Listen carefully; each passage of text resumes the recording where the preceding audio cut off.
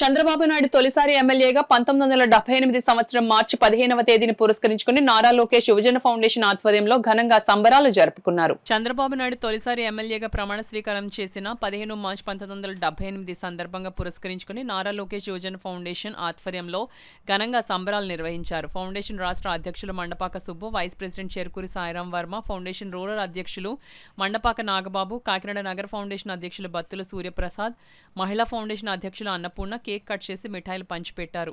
మారం శ్రీనివాసరావు, ఆకుల శ్రీనివాస్ సహకారంతో కుడిపూడి శ్రీను, నాగదుర్గ, లక్ష్మి కుటుంబ సభ్యులకు నగదు సహాయం చేశారు. వారి కుటుంబానికి ఫౌండేషన్ అండగా ఉంటుందని హామీ ఇచ్చారు. మారం శ్రీనివాసరావు, ఆకుల శ్రీనివాస్ ఏర్పరిచిన చికెన్ బిర్యానీ అన్నా ఎన్టీఆర్ జనార్దన్ క్యారేజ్ ద్వారా 1024వ రోజు పేదలకు పంపిణీ జరిగింది. ఈ కార్యక్రమానికి అండగా ఉన్న మారం శ్రీనివాసరావు, ఆకుల శ్రీనివాస్ కు కృతజ్ఞతలు తెలిపారు. మండపాక సుబ్బు మాట్లాడుతూ చంద్రబాబు తొలిసారిగా ఎమ్మెల్యేగా ప్రమాణ స్వీకారం చేసిన సందర్భం గుర్తు చేశారు. చంద్రబాబు స్ఫూర్తితో ప్రతి పేద కుటుంబానికి అండగా ఉంటామని అన్నారు. ఈ కార్యక్రమంలో మండపాక వీర వెంకట సత్యనారాయణ, అడప జగదీష్, ఫిరోజ్, సత్యబాబు, ఫౌండేషన్ సభ్యులు, టీడీపీ కార్యకర్తలు పాల్గొన్నారు. వెంటనే ఫౌండేషన్ ద్వారా మరి నగదు సహాయం చేయడం జరిగింది.